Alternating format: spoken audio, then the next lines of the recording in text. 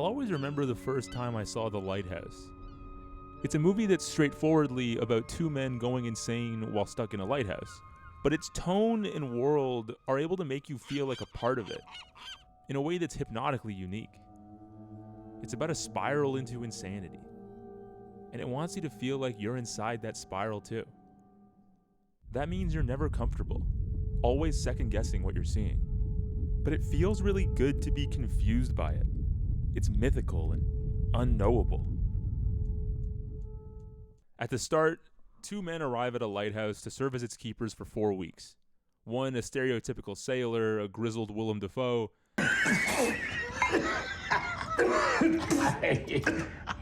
and the other a stoic, handsome Robert Pattinson. To 4 weeks.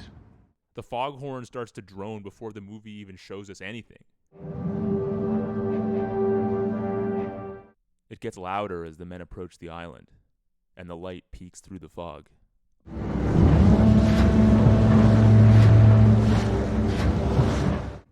It's going to be groaning in the background throughout the whole film, starting as a marker of location, but eventually becoming a hypnotic part of the madness.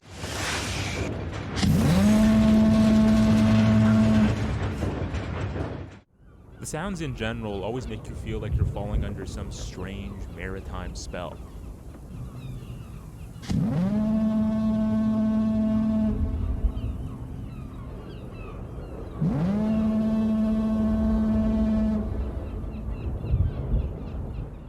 The men have to contend with the ocean, the birds, the lighthouse, and the rock. There's nothing else and no one else. Pattinson's character, Ephraim Winslow, spends each day on back-breaking work to keep the lighthouse running, belittled and humiliated by Defoe's Thomas Wake. You a dullard? No, sir. Fooled me. Who insists that he keep indulging in meaningless chores like keeping the cabin completely spotless, mopping and sweeping it multiple times a day, even though there's no one here except the two of them. I scrubbed this here place twice over. And I say you did nothing of the sort. And I say you swab it again, and you swab it proper like this time, and you'll be swabbing it 10 times more after that. Wake's obsessive control and Winslow's monotonous, frustrating days drive their sour animosity towards each other. That's the trouble with you. That's the trouble with ye. With you! With ye! No! And act as a precursor to later, when Wake seems to purposely push Winslow further into madness. I'm probably a figment of your imagination. This rock is a figment of your imagination, too. The endless work helps sell Winslow's descent, as his simmering anger constantly threatens to boil over. Aye, sir. Now, swab dog. Each night, Wake shows friendliness, pushing Winslow to drink with him and acting like an eccentric father figure. I'll find some chark in ye, lad. Now's the time for gab and chatter. Let's be enjoying it. Which drives their strange bond, but also shows Wake's penchant for gaslighting and manipulation. I'll say it. I might even miss ye, Ephraim Winslow. You're fastly a true blue wiki in the making, you is. We fall for his odd charisma too. Defoe's performance is undeniably magnetic and charming, even though his belief in superstition and reverence for the tower's light betray that this man may be deeply insane already. There's a feeling of Lovecraftian horror in the air, the way Wake looks at the light, the sound of its brightness.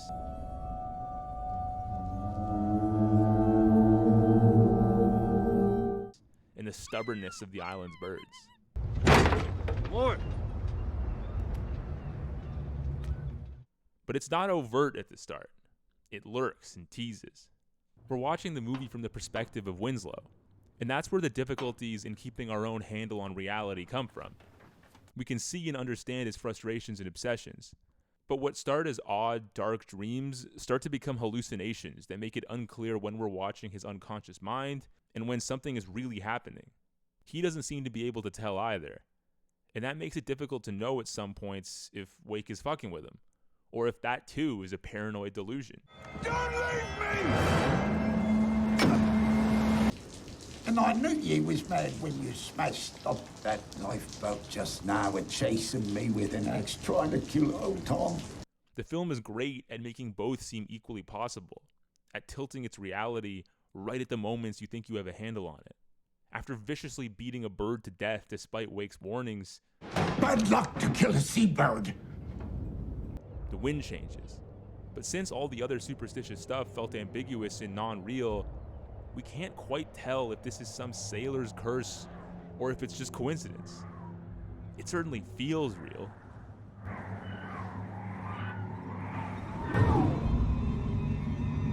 After their boat home is kept away due to the storm and Wake begins panicking, Winslow assures him that it's only been a single day. There's no reason to lose their heads. It's only been one day.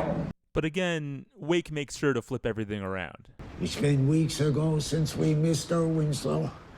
And I've been asking you to ration for weeks now, too. We're sure it's been a day. We just saw it.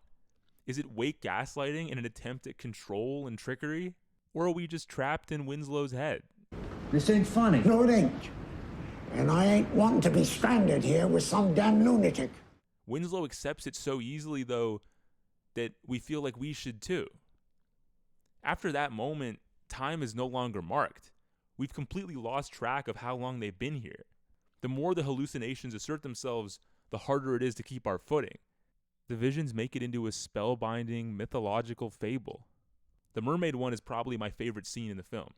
The abyssal quality of the scales he runs his hand over, her wide, uncanny smile, the perfectly inhuman scream that tears out of her. Her siren seductiveness is clear, but she's completely inhuman, mythical, and monstrous. She's perfectly unsettling, writhing and laughing in the background. He's been sexually obsessed with this little scrimshaw of a mermaid, so this feels like it can't be real. But it also feels like it is anyway. The tone and character of the island matter more than the plot. We're way past this as a short-term job. This is just their lives now.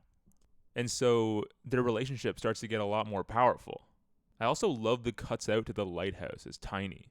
The close-ups on the foamy crush of the waves. It makes our main characters seem small and unimportant. It makes the island feel like the only place in the world, like they're going through some sort of mystical trial here. The two are mythic parallels to Proteus and Prometheus, with Wake deeply invested in having control of the light, And I'll never let no man touch it. Don't concern yourself with the bacon, lad. Mine! while Winslow tries to get up there and steal the fire. But they're both more than just those parallels. They're layered and interesting. But whenever we learn more about them, it gets looped into the unreality. Wake gives two different accounts of his damaged leg. I broke me leg and banged myself all up. 'Twas to a nun's hospital. Which Winslow calls out, but he won't admit to having told conflicting stories. I thought you said you broke it. Hey? Your leg. Catholic nuns and such like. You must have misheard. Winslow reveals that Ephraim Winslow isn't actually his real name. It's a stolen identity. His real name is Thomas Howard. He took Winslow's name after letting him die in Canada. It's implied he killed him, but we never find out for sure. Wake's name is Thomas too. I'm Thomas. I'm Thomas. You're Ephraim. I lied. Wake asks him a series of questions about their situation. How long have we been on this rock? 5 weeks? 2 days? And the fact that he's posing them at all is strange. Where are we? Help me to recollect. It makes all but certain that he's pushing Howard towards insanity on purpose. Who are you again, Tommy?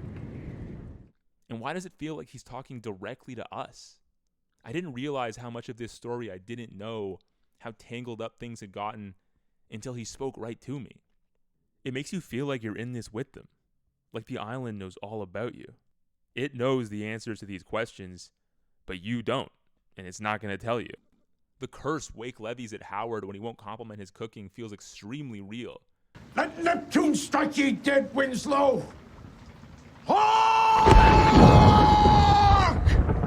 The crack of thunder, the poetic gravity of his words, and the darkened shadows on his face make him feel like a part of the horror, like Howard is completely alone against an impossible enemy. Or maybe they're just crazy. After all, Wake is alone too. All right, have it your way.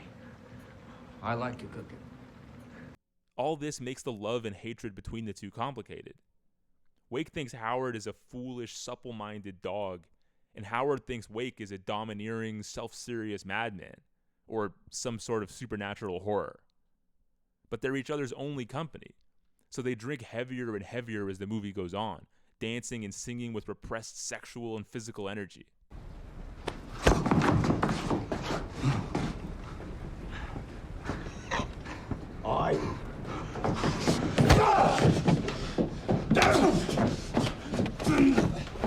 In these moments, it feels like all the mystical elements are nothing, that the solitude has just broken the two. But then we see another dream or hallucination, and our minds are changed again. Watch you spill your beans. The relationship finally collapses near the end of the film. Howard discovers that Wake has recommended he be paid nothing due to their drinking and horseplay. Drunk on duty. Assault. Recommend severance without pay. Despite the fact that he pushed him into it from their first conversation and made it seem as if he condoned and expected participation. Here we learn that Wake is cartoonish even in the world of the film. I didn't think about whether or not this is how people might talk in this era, but to hear Howard tell it, he's as ridiculous to him as he is to us. I'm tired of your damn fool yarns and your Captain Ahab horse. You sound like a goddamn parody. Just another way the film seems to know you. Without pay or goodwill from this job, it's completely useless. And the madness that Wake and Howard have been swirling in explodes, with all of Howard's visions coalescing at once around this vicious beating. The mermaid, the real Winslow, Wake is a sea god. It implies contradictory things. That none of the things he's seen are real, or that Wake is their source, or perhaps that he's being driven by some malevolent force and that Wake had nothing to do with any of it. You still get no answers. After killing Wake and taking a trip to the top of the lighthouse to finally see what it is Wake had been coveting up there all this time, the light opens to him. He screams, the sound distorted and shrill, before falling down the stairs and being shown in a Promethean tableau. Was his mind broken by some forbidden Lovecraftian knowledge? Or did he realize there was nothing up there? That Wake was mad from the start? That all this was for nothing? The performances, characters, and setting are so absorbing and commanding that looking back, it's hard to sort through all the things you've seen. There's ambiguity in every part of it, evidence for all sides. What moments can you be sure of? What really happened on this island? I know this movie was made with intention. I know there are probably answers to those questions. But when I watch this movie, I love that beautiful feeling of confusion. That feeling like you've been dragged into the madness.